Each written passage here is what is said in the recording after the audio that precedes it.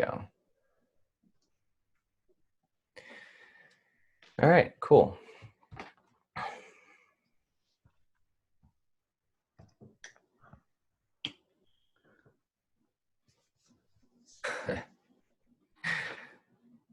Thanks for the message there, Alan and Faith. Nice to see you guys. All right, so let's dive into it. Welcome everybody to the coaching call for the Lucid Dreaming program. And, we're going to check in with me and see how I'm doing as we go through the course and review some of the techniques. And also at the end, we'll have Brian share a story from one of his lucid dreaming experiences to give a little inspiration. So before we start, I just want to quickly share my screen with you guys so you can see. For the last few weeks, or the last week or so, we've been doing these exercises for weeks 3 and 4 within the program. The training of the will exercise, this lucid dream meditation. We've been looking for dream signs in our recordings of our dreams and reading our dreams throughout the day to get to increase the value that we're putting on dreaming. And then we also looked at digging up or allowing to come to the surface different things that are representative of barriers of entry for the lucid dreaming. Things like self-pity and self-indulgence and things like that, things that will kind of keep us from pushing forward and achieving success with this. So so that's, I think, a good place to kick things off, and just so you guys know where we're at. And so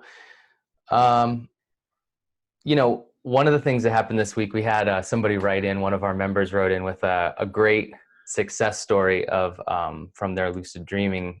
They had a great lucid dreaming experience just from doing these exercises. And so for me, that was not the case. So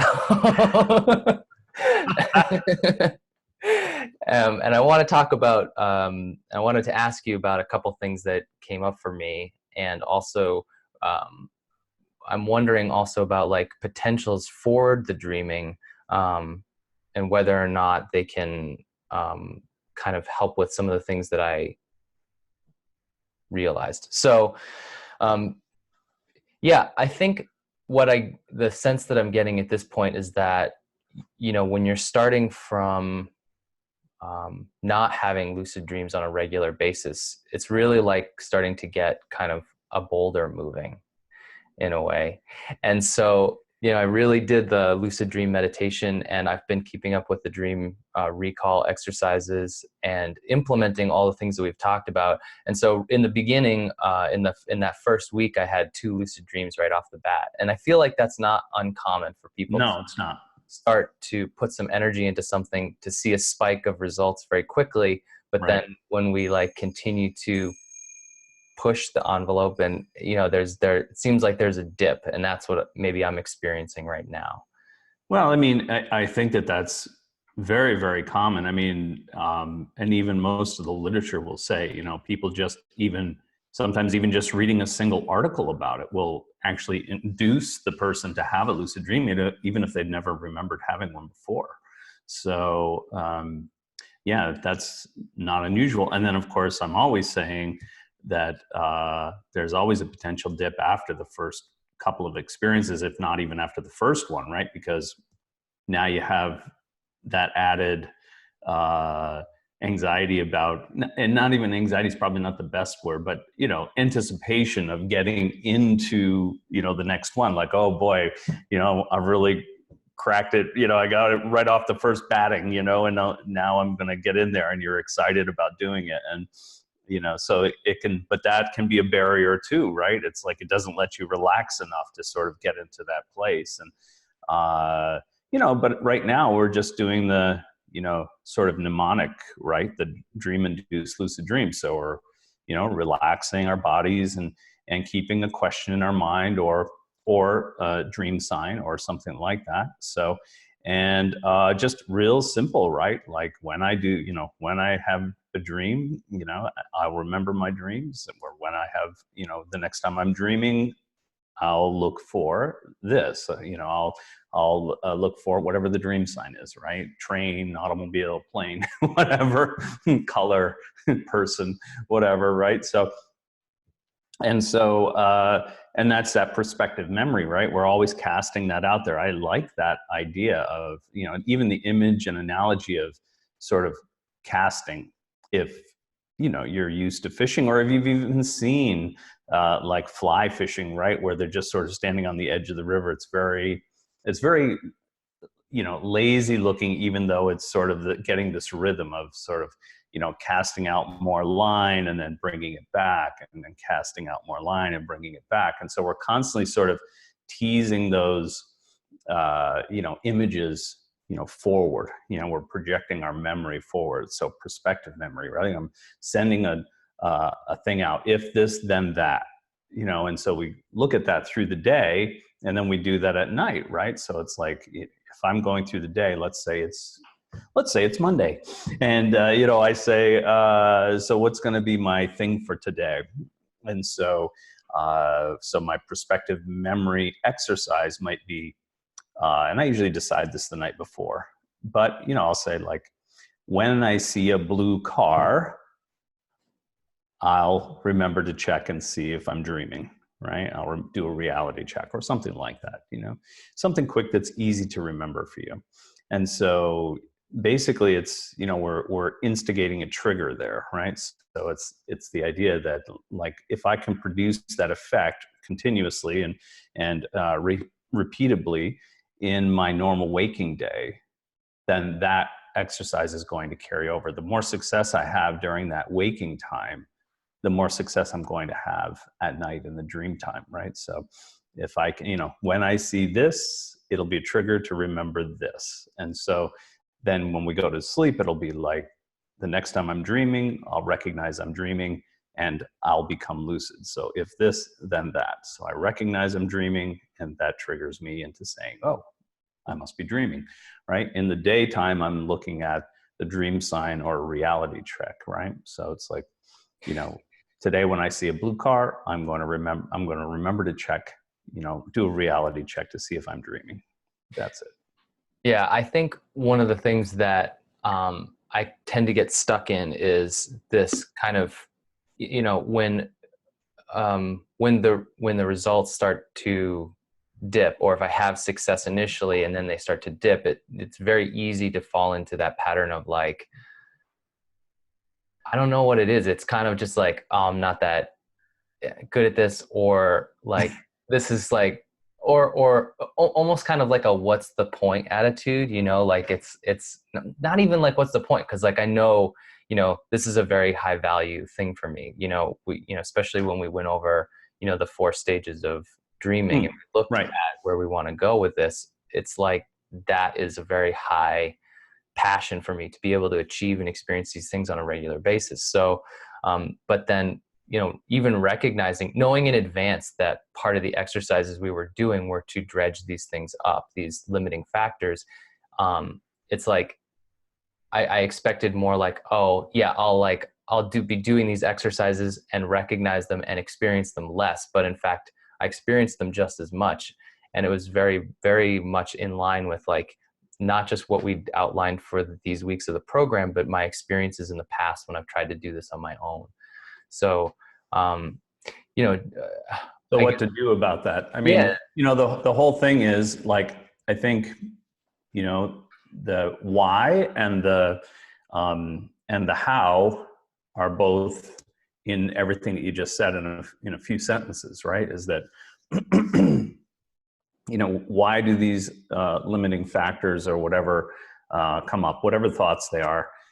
Well, my way of thinking, and the first thing I would be looking at anytime something that's, let's say, a limiting factor, or, what we would consider something negative, at least compared to what we want, right? It's something that's trying to deflect us. And the reason that those come up is because, at least from my experience, is that because we attach to them, we put too much emphasis on them, right? Because whatever we think about most, we produce, we add energy to, right? Our awareness is of that. And so I think that what's happening there, and even in your description of what it was that you were talking about, your limiting factors, it's more like there's an element of judgment on yourself about that, right? And Yeah. so, and judgments, that's a heavy hammer, Yeah. as far as like a weight on the scale of how much energy is being bled into that. And so, the more judgment that's there, hence why we do the training the will, right? It's like that objective, looking at something, being objective about the observation of mind, with, looking at what comes up, those patterns that come up, anything that's like, again, with this, we started with the fear, right? And so now it may be, why are these limiting factors coming up? Or, you're asking yourself those questions before you're sitting down to observe. But again, the biggest part of that observation, besides looking for the patterns at the end, because we're not doing it while we're doing the meditation, right? That's the analysis before and after. But while we're doing it, we're just doing it. You don't want to be disturbed by any kind of mental chatter that's there. So, but when you're doing it and observing, you have to do the observation. Observation in and of itself is non-judgmental, right? In its essence, it's just observing. It's like watching the TV screen with the sound turned down, right? No emotional impact. And so it's really important. And if you feel like those things are being built up more and more, although it's only been a couple weeks, right? So Right. right, even just 1 week on this part. So, that's not a lot of buildup. But again, it can be distracting, right? Because it's sort of like, oh, I had so much success on the very first whack, and now it's like, now it's just sort of falling flat and I'm getting tired and discouraged and whatever. It's like, then you're putting too much judgment on yourself for, coming out of the gate strong and then sort of falling off. I mean, everybody can burst out when the gun goes off, right? It's like they can take 3 or 4 steps and then all of a sudden they're huffing and puffing and, everything goes down and everybody else seems to be taking off ahead of you. Well, those people that are taking off have done this a lot longer and they've run the race and they know that it's not just 3 steps out of the gate, right? So it's like, I wouldn't be so judgmental on myself, even if you don't feel like you are. Your words betray you when you say those things. No, So, I would, it was literally like if you didn't, you took the words out of my mouth actually, because I was going to say, one of the things that came up for me in contemplation and this is pretty deep, but I'm just kind of yeah, share. So it's like I've been thinking about lucid dreaming as almost being analogous to a death in a way. They say that death, meditation, and dreaming, there's a correlation between all these things, or a connection right, between all these experiences, right? So, and I remember, one of our colleagues always says, the way that you dream is the way that you die, right? So I've been thinking about that, and I was thinking about, when you think about, when I think about, death, and in some ways, the way that I live is like I want to feel like I'm doing my best, and I guess there's like this part of me that thinks about the future, or that kind of what's coming after kind of a state, and thinks about like, I don't want to look back on this life or my experience and think like, oh, I didn't actualize the best that I could. And sure, so, and that's kind of definitely a fear for me. So I was, that combined with just in general, that notion of, judgment or whatever. And, sure. and I know that may be personal just to my case, but, No, but okay, it made me think of, that Egyptian, actually, I want to share this with everybody so that people actually know what I'm talking about. So you can see exactly what I mean, but it made me think of this image. Now, Brian, you can see that, right? And I oh, think everybody sure, else can too, right? So this is that classic Egyptian image of like, Anubis weighing the the heart against the feather. And so it made me think of this because it's like that, the Egyptians were, uh, you know, I mean, not only were they lived in such a way that spirituality and daily life were the same thing for them, right? But they were Right. also constantly thinking about death and what that entailed for life beyond the body. So I guess my question is, I'm sure you have, well, first of all, do you have anything to say about that? But I do have a question about that as well.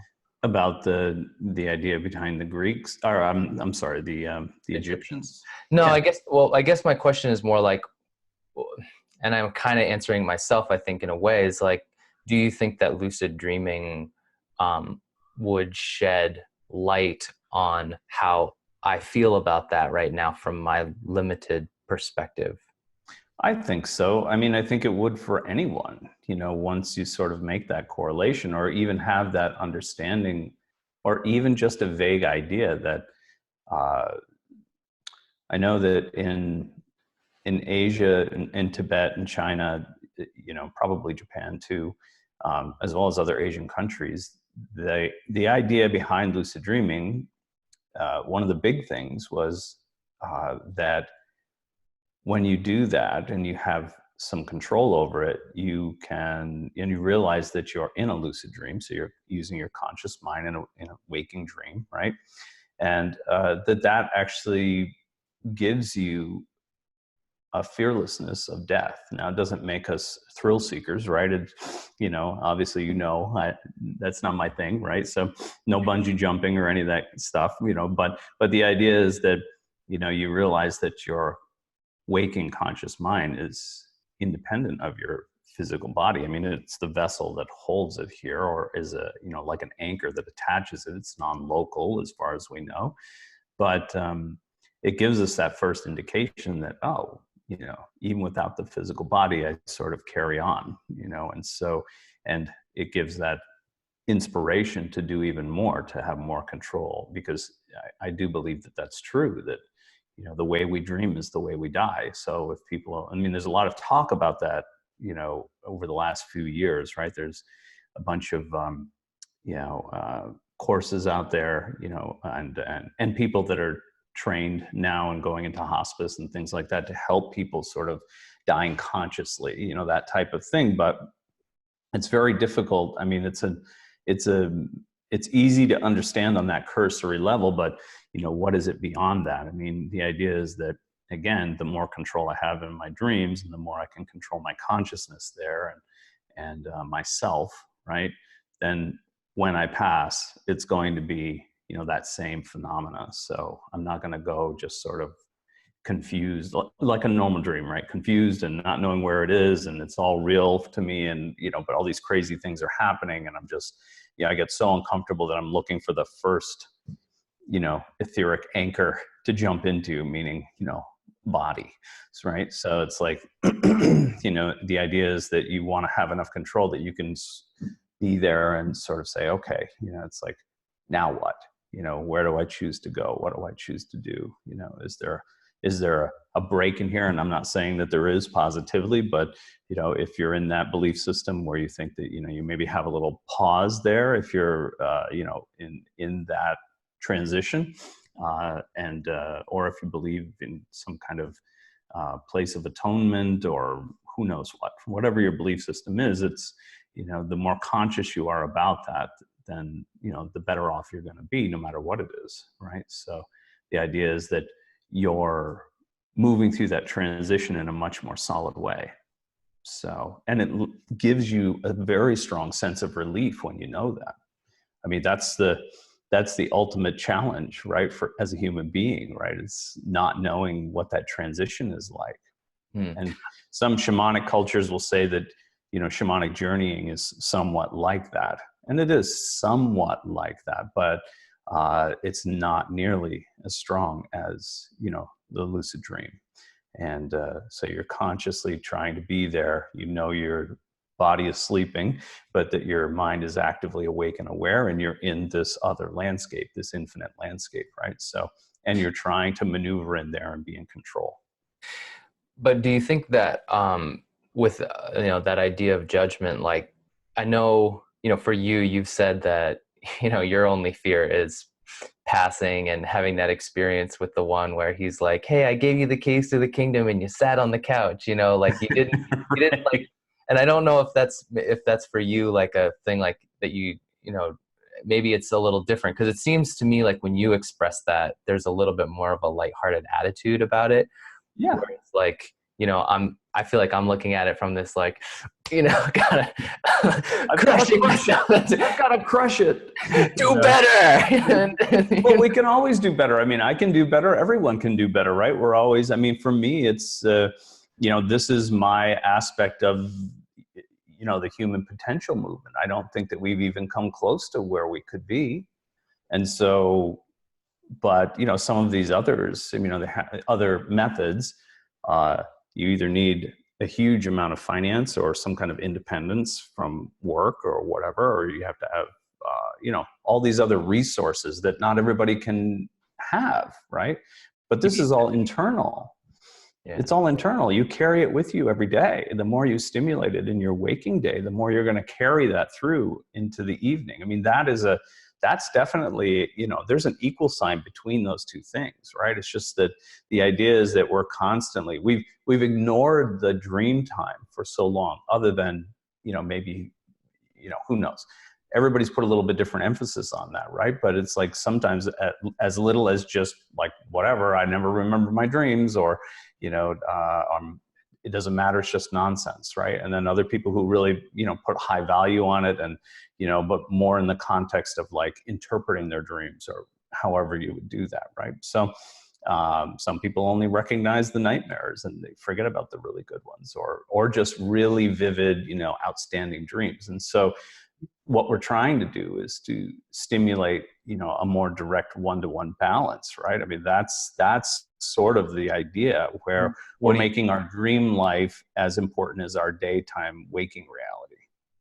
And we're constantly, I mean, one of the easy things that we do from, again, from one of the Asian traditions, and multiple ones actually, is just constantly question, or not even question, just make the statement. Instead of a question this time, it's just a statement, right? Like, during your waking day, this is a dream, and really look at it and see that it's non-permanent. When you turn away, we don't know if it's still there. It's like, we can't see it. We can't experience it from that aspect, right? So we're constantly walking through our day and saying, this too will change. This too will change.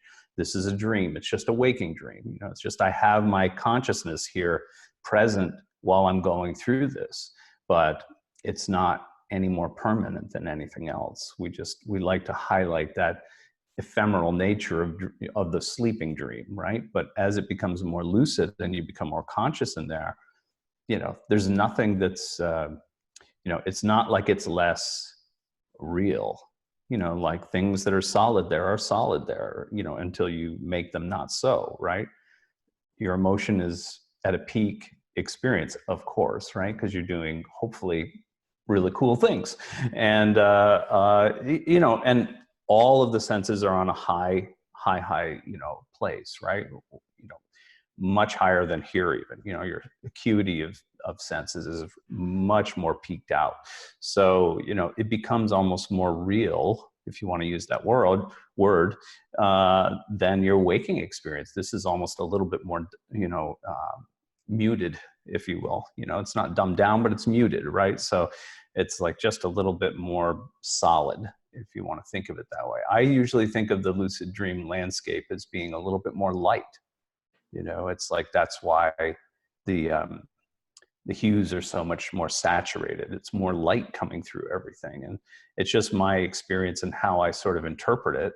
But, it just makes it, that much more extreme, really, in the end. So this is sort of my, even though I have to perform on a high level every day, it's still, this territory is sort of my, like, training ground, because it's force against force, right? I'm trying to do things here. I'm moving physical things from one place to another. I have, a lot more limitations here at this point than I do in the dream, right? In the lucid dream.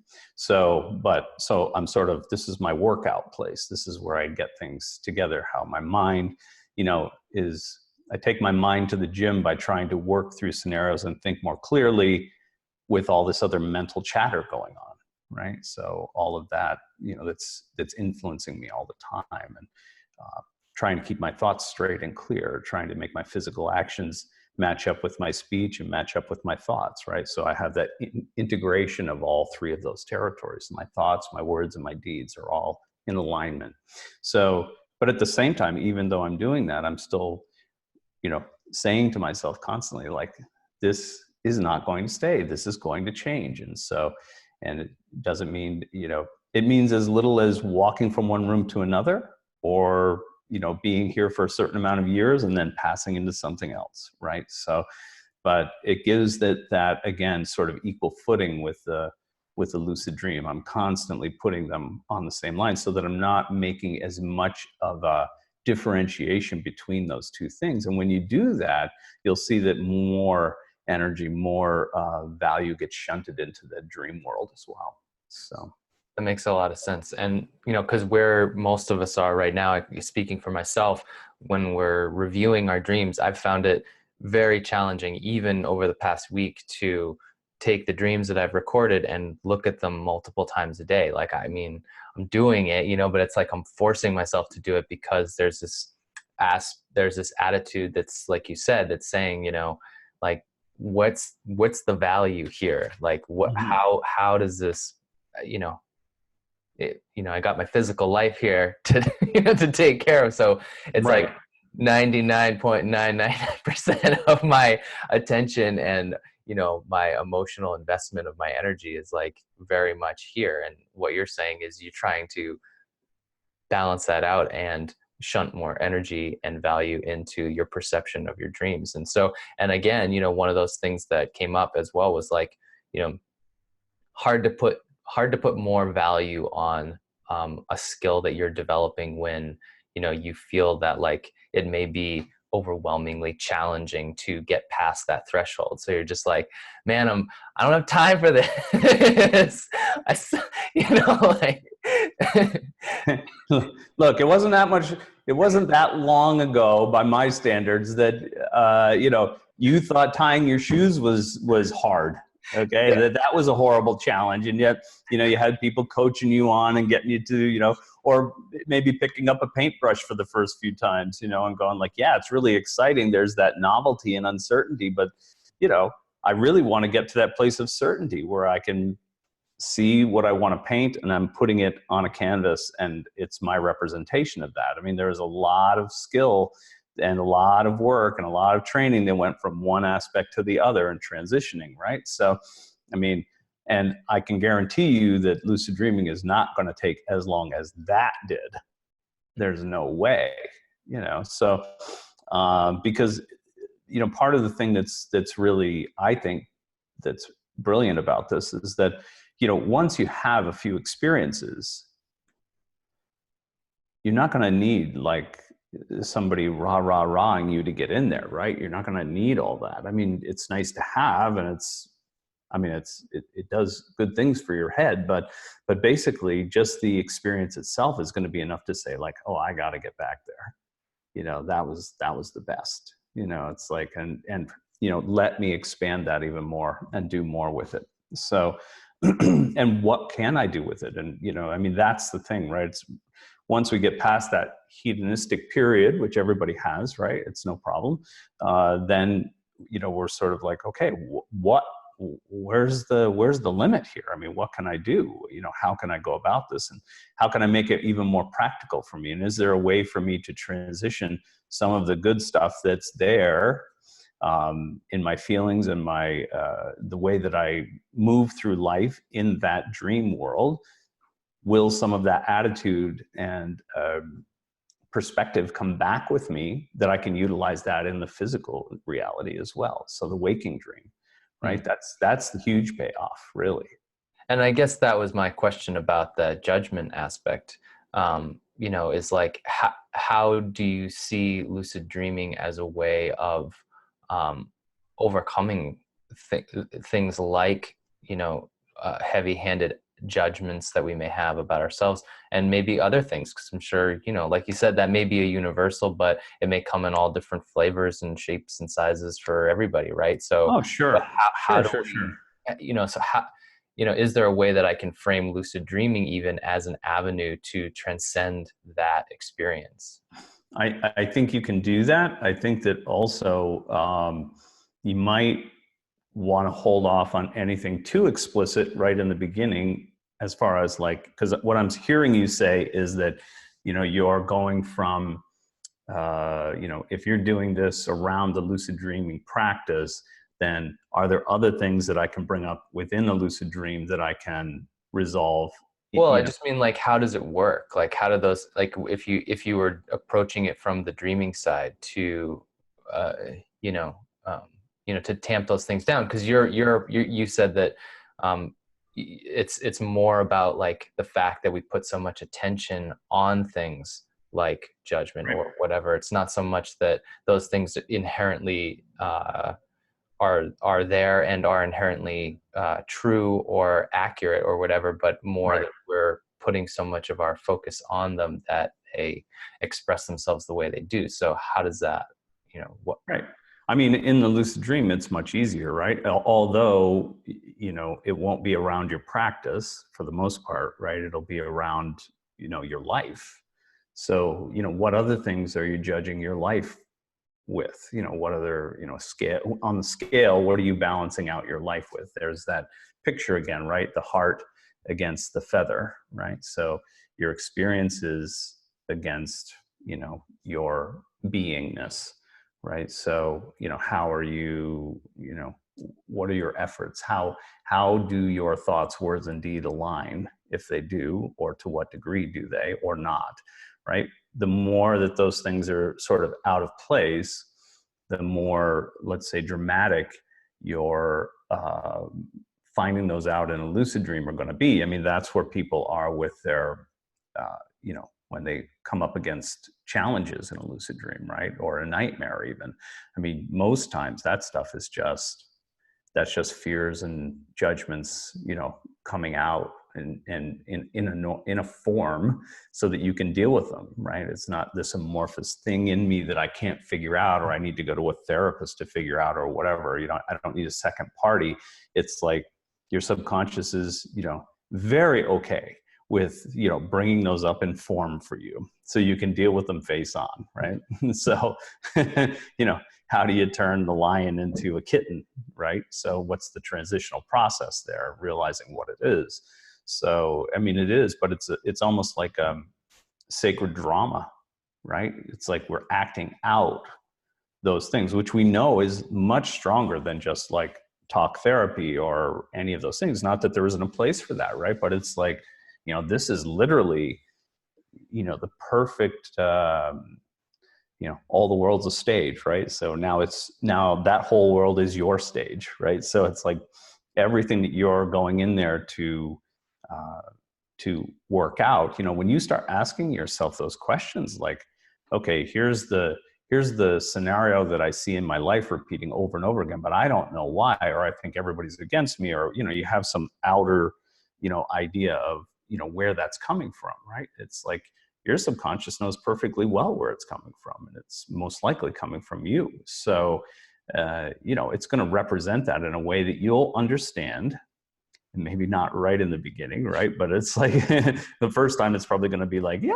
And then, wake up, panting and sweating, right? So it's like, I don't want to go back to sleep. Don't let me go back to sleep. Don't let me go back to sleep. So it's like, but that's where the juice is, right? I mean, it's like, those are the things, like once you have that experience, maybe a few times, maybe several times, maybe it's just once, right? And you stand up for yourself and you go like, okay, what are you doing here, monster? Or what are you doing here, lion? And, who are you? What are you doing? What's this scenario represent? Because remember, the subconscious speaks in symbolism, right? So that's the whole idea. So what does that lion represent? And how do you deal with it in a good way? Do you need a chair and a whip, and a pit helmet, or do you need, do you,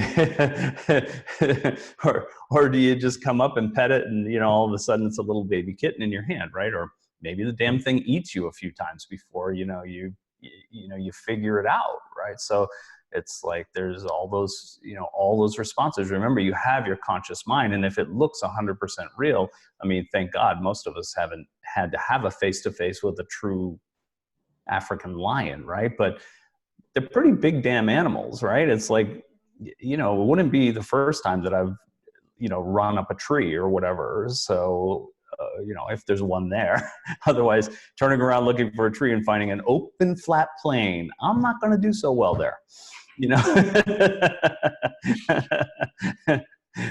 We hobbits are not very good in the long distance running. So, so it's a matter of, having those experiences. But, the funny part is that we could do, and this is again, my experience and the experience of many people that I've trained, that even if we've had years and years of, let's say, burning meditation, something to help purge those things, once we understand, once we know what we're going for, right? It pales in comparison to, this sacred drama that happens within the lucid dream. So, I mean, because we have to relax the body, get rid of that physical attribute, right? In burning, right? And then we're burning the stress and mental fatigue and around those issues, right? It has multiple layers maybe that we have to get through before we have this aha moment and we realize and we move forward through that. But in a lucid dream, that can happen in one experience, once you resolve it, right, to your satisfaction. And then it just never comes up again. That's when you've really done it, right? It's something that just never comes up again. I mean, I've had people that have, seemingly thwarted whatever it was that came up to challenge them, and then, go back in at some other time and the same thing comes up and they're like, what, why? Well, I beat you, that kind of thing. Well, not in the right way, right? I remember one person in particular was pretty upset with me, thinking that, I kind of fed him a false lie. Like I defeated the monster. How come it keeps coming back? Well, obviously you're not dealing with it in the right way. It needs to be defeated in another way. Maybe you should ask it why it's there, what's going on. What can you do to appease it or balance out the scales, right? So those are sort of the things that you have to, and you have to have a little wherewithal to be able to do that, right? If something's growling and hissing at you that looks absolutely real, like you're in the savannah, right? No cages, no weapons, no anything. You're just there face to face with this thing.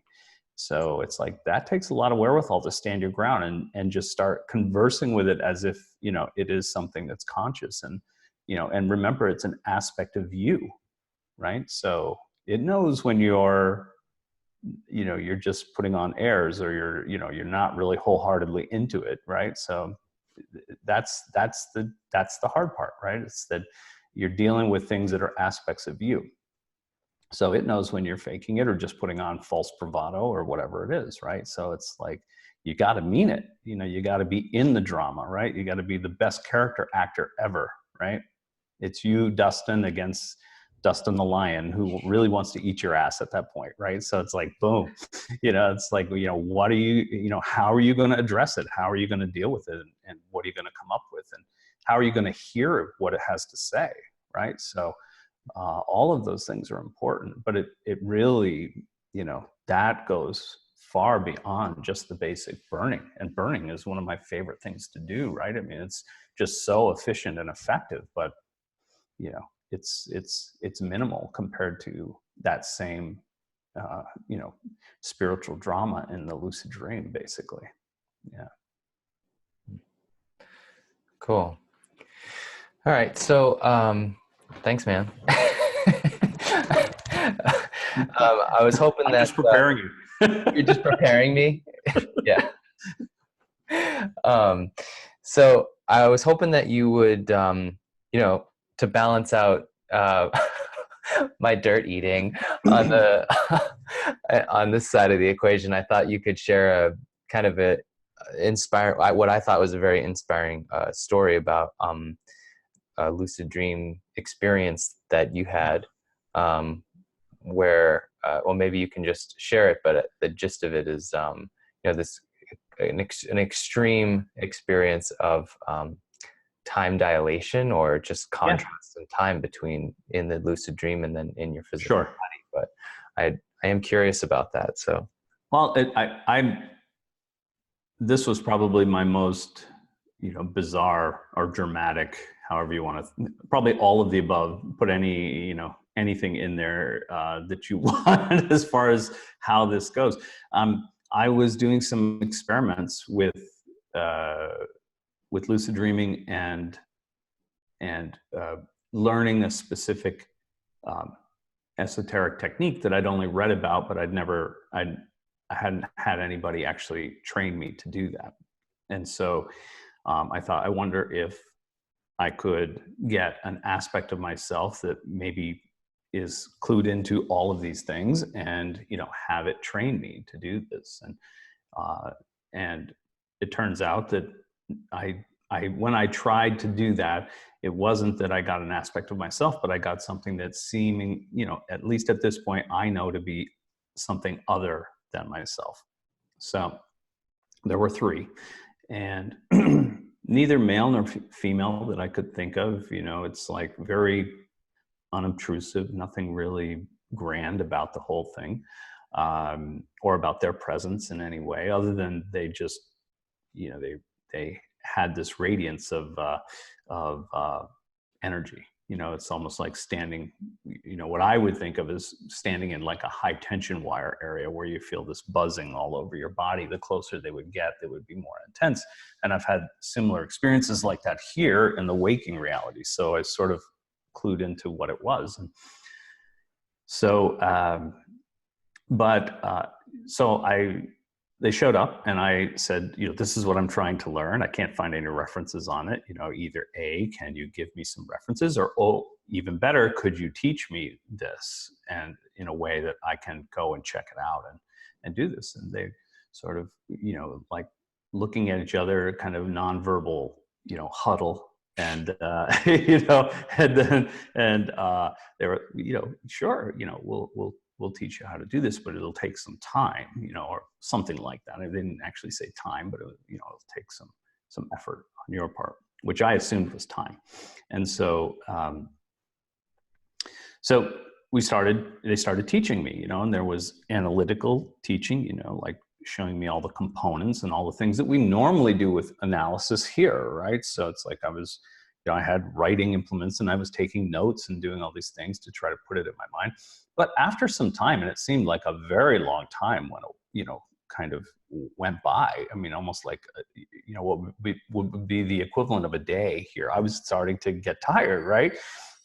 And it's very strange because you don't get tired in a lucid dream, but I was starting to, like, I couldn't hold my focus, but instead of me just waking up, I was sort of fading like I would if I were taking notes for 8 hours here, right? I'd be like, oh, started yawning or trying to suppress a yawn. And I thought, I didn't at the time think that that was unusual, but it was just afterward, I was like, that's really bizarre because normally you don't get tired there. So, and if you lose focus, you just snap back, right? And so, but I was learning so much and I was so into what they were teaching that I just wanted to keep going. And they finally just said, look, you're not able to hold your focus. You need to take a rest. And I thought, no. And they're like, no, you have to rest. And so, just lie down and get some sleep.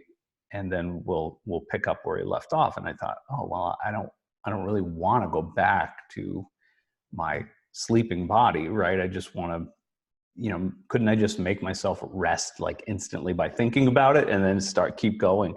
And they're like, no, don't worry. You won't go back. You'll just trust us, just lay down, rest, sleep, and you'll wake up, you'll be here. And this is all happening within your lucid dream. Within the lucid dream, right. And I was very skeptical. I was, because it was like I was having such a good time, but I was exhausted. I felt exhausted. And so, but I also thought, well, it would be rude for me not to, to just keep refusing and trying to push through it, because it's just like being here when you're trying to push, through something that is just becoming long and drawn out, right? You need to have your focus sharp. So I did. I laid down on the spot. There was like a little place for me to lie down of course. And, I lied down and I was just lying there like, maybe I'll just rest. It's like all the same things I would normally think here, right? Like, oh, I don't need to sleep. I'll just rest for a little bit. And they're like, close your eyes, go to sleep. And I'm like, oh, damn, I'm not going to get out of this. So I closed my eyes and I just drifted off to sleep. And I thought, and then all of a sudden I wake up and I'm like, wow, I feel great. But I wake up, I'm in the dream. And I thought, oh, this is just too bizarre. And then I thought maybe I had a false waking or something like that, and so, and no, all three were still there and ready to go. They're like, okay, you feel good? I'm like, yeah, and they're like, fine, let's keep going. So, well, that was bizarre enough as it is, right? And so, but it happened like, I don't know, it was like 30 times, right? So it was almost like I spent 30 days there getting all of this, and from one step to the next, from the analysis to the physical to the, all of these things to go through this whole, training. And and then I thought, at one point I was getting worried, right? I mean, like, it wasn't right away. I was too fascinated with the thing, but as it kept happening, I thought, okay, have I died and now I'm just in this routine? Am I, is my body like in an asylum someplace? I mean, all these things go through your head, and they could see me starting to be, worried about this and start to get a little anxiety ridden about it, even though I didn't really want to go. But at the same time, I was sort of, there's those mutual concerns at the same time. And they knew, and they said, it's like, oh, it's like, no, don't worry. You're still sleeping. You're still sleeping. You're just, it's all fine. Don't worry about it. And I was like, then, you get these thoughts like, oh, do I trust them? I mean, I'm trusting them to teach me this thing, but, would that be something? Like every time I would have a thought like that, they'd be like, seriously? Seriously? It's like, it's the same way I would do something like that, right? I'd be like, really? You don't trust me now? You got to be shitting me, right? It's like that sort of almost flip attitude. And and it just kept going on, and it lasted about 30 days, I guess, or 30 repetitions of that cycle. And so, and then they were like, okay, are you good? You got the information, you know what you're doing, you can repeat it, you can write it down when you get back, and you can go through the motions and study and do all the things you need to do. If you have any more questions, come back and we'll be here, just call us, and that'll be for any kind of nuances or whatever. And so I was like, yeah, great, okay.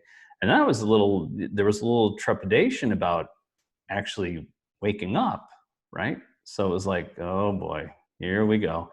Am I going to wake up in my bed? Is it going to be like days later where people think I'm in a coma, or are they, there's going to be like not Rumpelstiltskin, Ichabod Crane, where I wake up, so many ancient years later with a long beard and in a bed someplace with IVs hanging out of my arms. I mean, all those nightmare images come to mind, right? And you can't help it when you have such a weird experience like that. And so, but I willed myself to wake up, and I did. And I was in my bed, and the weird part was, it had only been like a very short period of time from the time that I made my induction routine, right? So it was, not only was that, that was almost more shocking than anything else, was that, all of that time dilation happened. My subjective was, about 30 days or 30 rotations of that, 8 hours, give or take. And, but objectively from the outside, from waking reality, a very, very short period of time had gone by, and that was it. Of course, there was no sleeping for me after that. It was very disorienting, getting up or, looking at that and going like, wait, that can't be. That can't be the right amount of time. It's not possible. All those things go through your head, right? It's like, but you had the experience. There's no erasing that. I had full memory, very vivid memory of the whole experience, each part. So I spent the rest of the night knowing that there was no way I was going back to bed. I walked around the house for about an hour just to settle down, right? And then, pulled out my notebooks and started making notes and recording what I had done and recording what I learned and all of those things. So it took me the rest of the night. I wasn't tired the next day. I was so energized after that. I was not physically tired, mentally tired at all. I mean, it was just like, it was, in some ways it was really awful, because I was just like zinging the whole time. Right. And so it took, until that very next night, where I could really relax enough to go back to sleep. I mean, I don't even remember if I went to work that day. I mean, I think I might have even taken the day off just to make sure I was like, okay. And it was just such a bizarre experience. I haven't had another one like that, but I believe that if I needed to, I could probably do it again. Maybe, at least that's in my head, that I could do it again. So, and, I'm very open to the idea that it's all just sort of a subjective thing for me, right? It's that, obviously it was subjective, right? Because the timelines don't match up, but it also shows like we've all had the experiences where we've been into something so much that we lose track of time, right? That's sort of that small e enlightenment idea, right? We lose, not just that us and it, right? But also that time sort of expands and we're just there and we're doing, but it doesn't seem like any time goes by, right? So this was just a really outrageous aspect of that. So. And how do you feel like that experience, what's the practical value of an experience like that? And in terms of like being able to, let's say either like meet with other that can teach you in that way, and then also the value of that information back in practice in your own, practice and life. I mean, I guess I guess what I'm saying is I'm always drawn toward experiences like that. Like the idea of that is extremely inspiring. It's like, oh yeah, okay, right. Not doesn't mean that I need or want to repeat that experience specifically. Right, sure. But even something like that, Like it. like right, Right. like so out there or so wow or so enlightening or whatever. But I guess one of the things that you've, kind of really emphasized so much is like, how does that affect your life beyond just like totally expanding your mind and your sense of what's possible?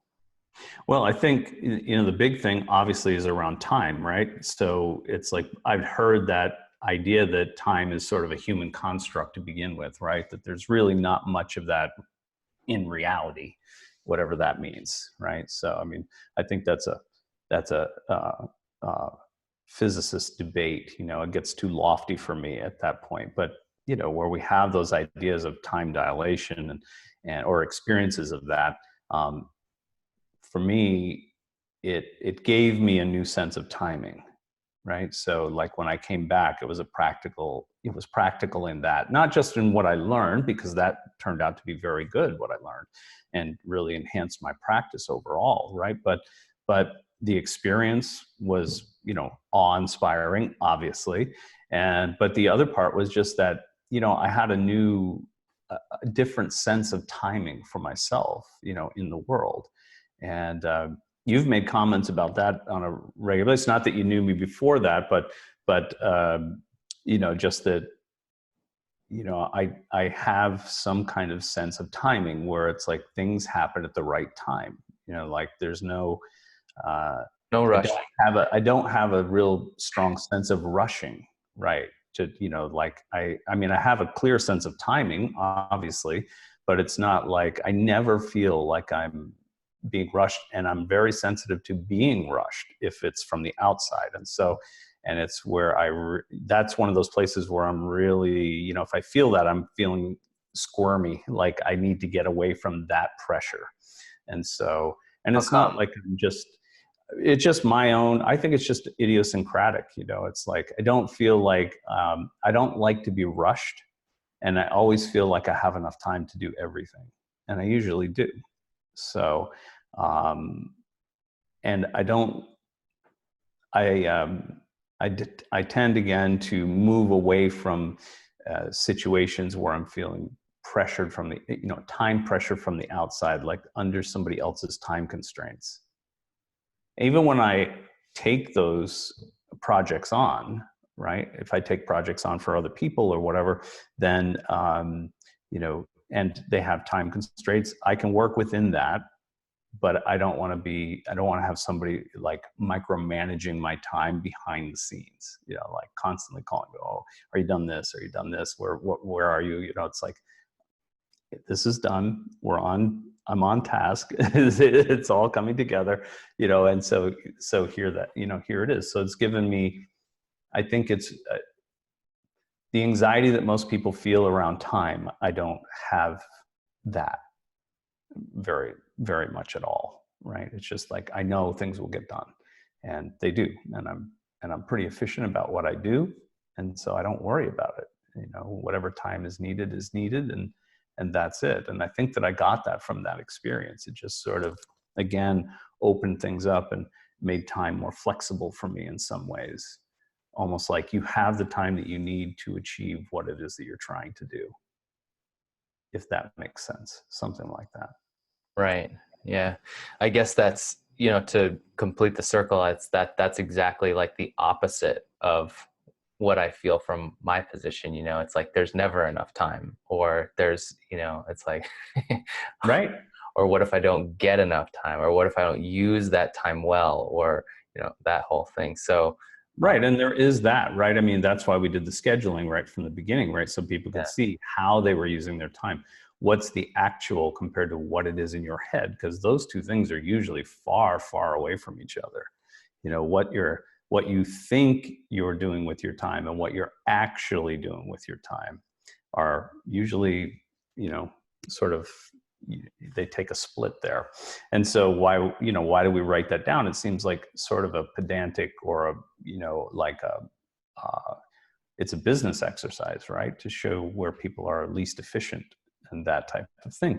But I feel like it's a good place for all of us to start, because you've stated your desires, you've stated what you want and why you want it. So what kind of value is there? And we ask these questions like, what are you willing to sacrifice for that?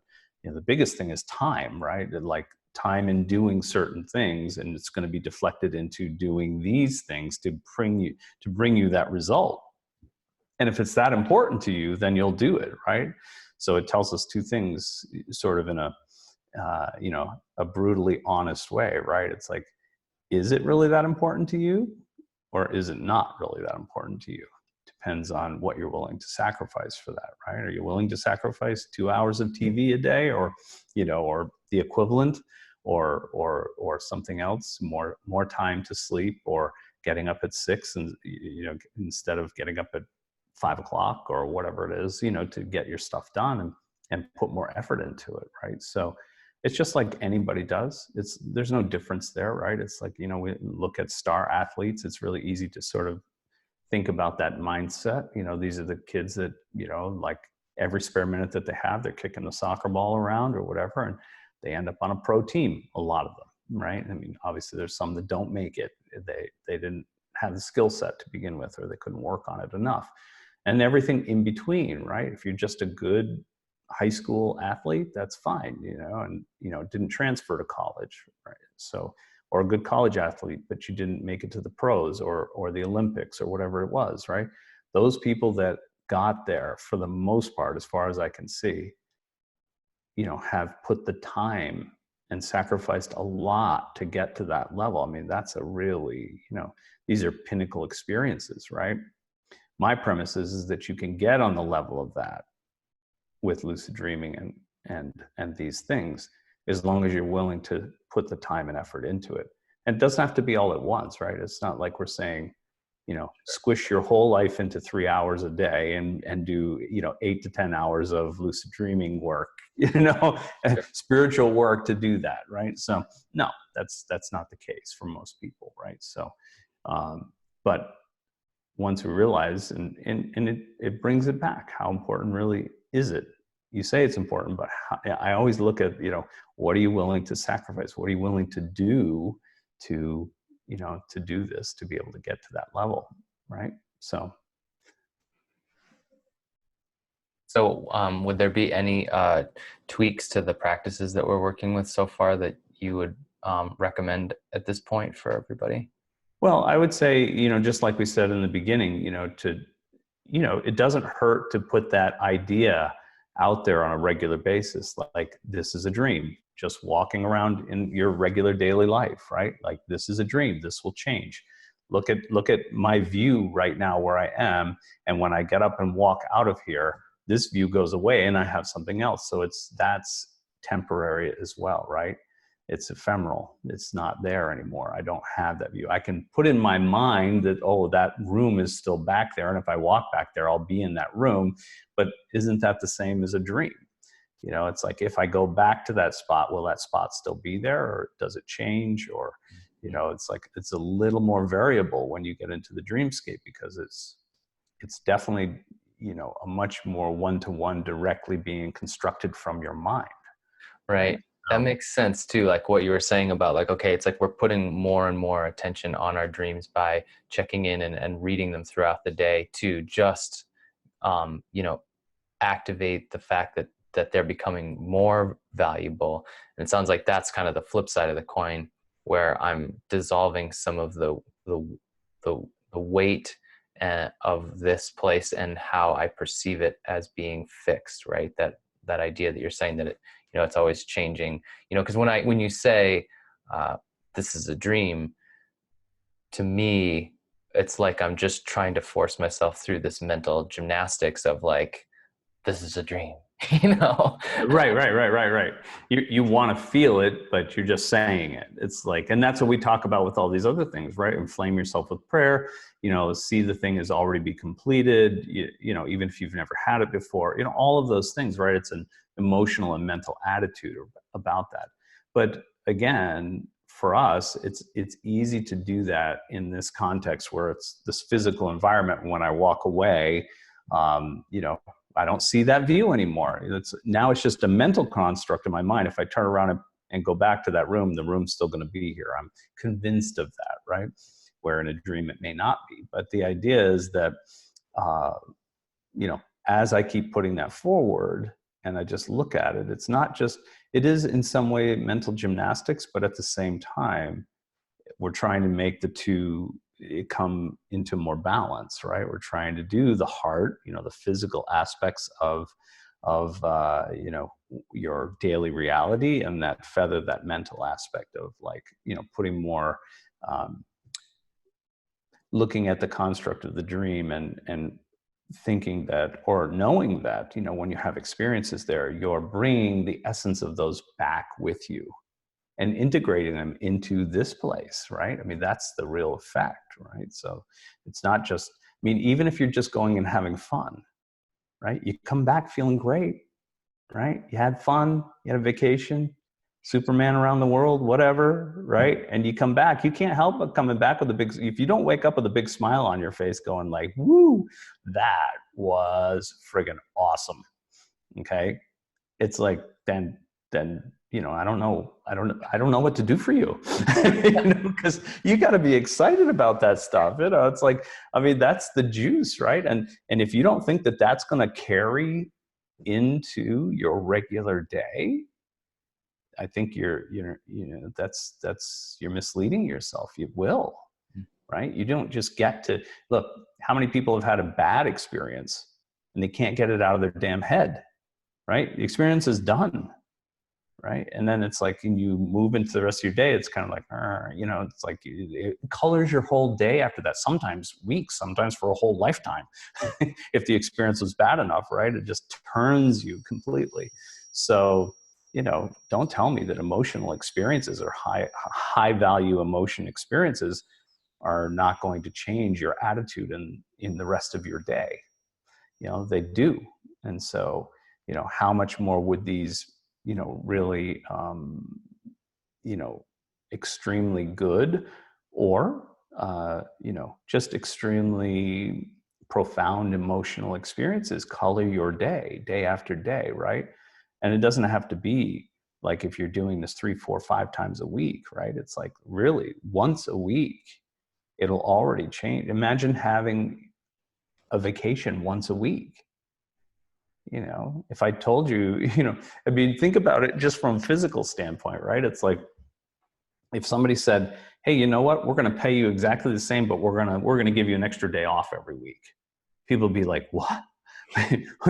What's the catch? You know, it's like, they'd be like, oh my God, this is awesome. You know, it's like, right? I mean, time is one of those things that we really want, right? And it's like, but people would be running through their minds like, okay, I have the same pay, but I one less day. It's like, what can I do on that day? You know, get some extra sleep, relax, have some fun, do, you know, whatever, right? Do something new. So we look at it, you know, looking at that, you know, that novelty, right? That uncertainty, right? But it's, the potential is so broad that you can't help but be excited. You know, how much would that change your life if that happened to you? And so this is, I think, just as good, if not better, right? Because it's like, then you're still dealing with, even though you have the day off, right, you're still dealing with your normal environment, unless you choose to change it and do something completely different on those days, right? But other than that, I mean, not thinking you're going to, you know, fly around the world like Superman or visit the moon or whatever, right? So whatever fantastical things that you could imagine doing, you know, that's the effect. When you come back, you're going to be on high, right? So, and that's going to carry into your week, right? Not just the next day. And so I think that that's a very high value, right? So, and how it starts to change your attitude here and project more of that into your physical reality, into your, you know, your life on all those levels, right? Relationships and success or career and health and your spirituality, of course, you know, so enhances and makes it better and better. There's more juice there, right? There's more fuel for the fire. So, and that just, now it's cycling back in and producing even more, right? Because the more value, that's why I say, like, one decent experience in lucid dreaming, you're going to be thinking about that so much, you know, that, you know, you don't have to think about how much energy, you know, are you going to put on that? It's going to be there, right? Nobody has to think about like, oh, that's right, I had an incredible experience last night.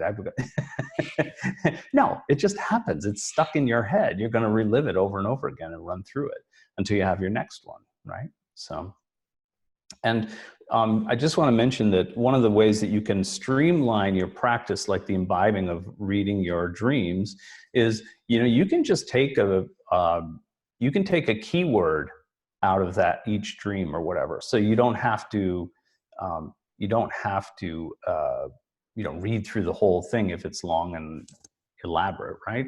It's like, take a keyword that will, you know, that you'll remember that dream, and you know that what the crux is of it, and just use that keyword. And so as soon as you know, you don't have to read it, you know, maybe you write just the keyword down, right? It's almost like making a mind map, right? So the central focus is in the center, and then little rays coming out from that with all the different little aspects, like the person, or, you know, if I have a major idea, I'm writing that in the center, and then all the things, good and bad and whatever, that come from that, right? Everything that's sort of encapsulated, because we don't really, you know, we're not really thinking like this in our minds, right? It's sort of like all around.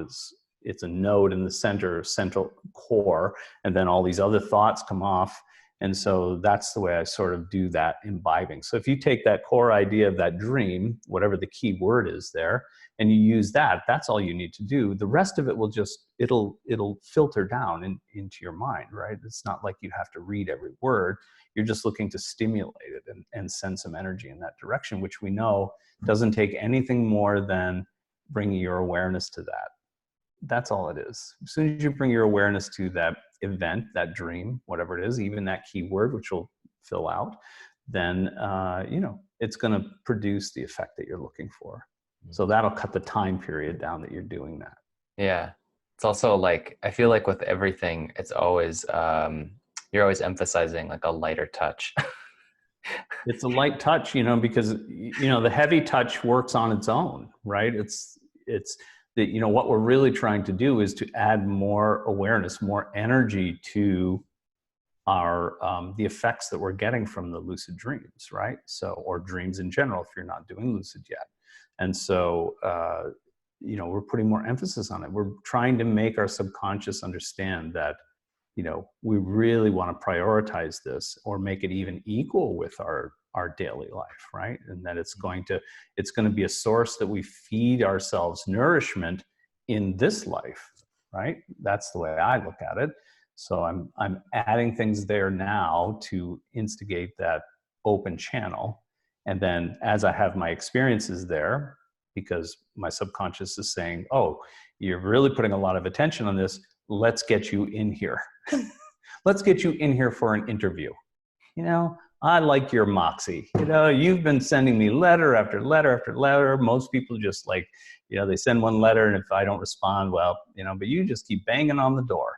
So let's let you in and give you a face-to-face interview. And so you get in there, and depending on how you respond to that, right, it's like, again, that juice is going to come up, and you're going to it's going to see that more awareness is going there, right? And so as that feedback loop comes back, you have an experience. You're not going to need to keep dredging things up to try to put emphasis there, right? It's going to start having this feedback loop that continues, right? Absolutely. Yeah. Um, Cool. Well, thanks, man. Appreciate the tips and certainly the sharing of your story as well. So it's always good to kind of touch back on those points of inspiration, and also knowing how to tweak things to simplify it and more easily put more attention on it. So that's yeah. great. I Yeah. like this, again, there's that utility of, we can't do everything all the time. It would be a nice world if we could, have, I mean, for me, if I could spend 12 hours a day, doing this stuff continuously in different aspects, not that I'd want to, but, if I could, if I had the ability to do that, that'd be an awesome thing, right? So how do you try to get that effect and be as efficient and effective as you can? It's going to take a lighter touch, right? It's going to be like, how could I condense all of this down into a single keyword? It's just like an icon on your computer, right? It's like there's 100-page document in there, but it's just one little icon that I click on to open that whole thing up. But I know when I see it, oh, that's my 100-page document. I remember the bits and pieces and things that I'm writing in that, right? So, and so this will happen too. The good thing is, you might not be able to memorize a 100-page document, but you're not going to have to, remember it. You're not going to have to remember your dream word for word, right? So it's like, once I hit that key idea, that whole dream will unfold. And most importantly, touching on it with your awareness will add a little energy to it. What's going to come back to you is that emotional rush of the dream remembered. And so that's how we put a drop in and get a flood back. And the same thing, back and forth, right? Awesome.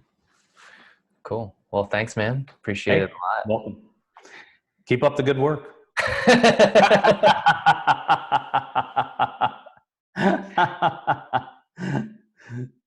Yeah. Nothing to say about that. Cool. All right. Well, thanks everybody for joining us today. And for our members, we'll see you in a week on the next live call where you can check in and share your experiences and ask about, your own curiosities with what's going on for the practices for the past couple of weeks. And yeah, sounds Great. sounds great. Thank you so much. And Thank you. we'll talk to you guys soon. Absolutely.